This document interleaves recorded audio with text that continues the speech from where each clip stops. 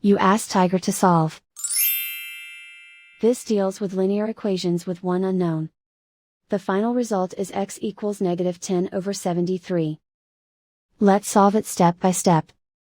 Group all x terms on the left side of the equation. Subtract 75x from both sides.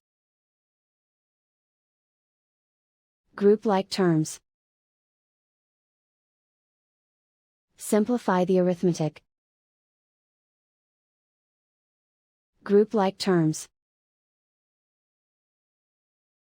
Simplify the arithmetic. Group all constants on the right side of the equation. Add 1 to both sides. Simplify the arithmetic.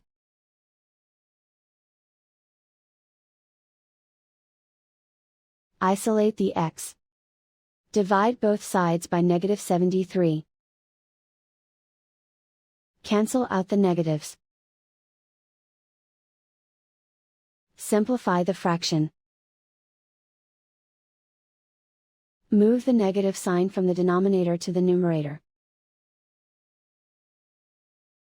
And so the final result is x equals -10/73.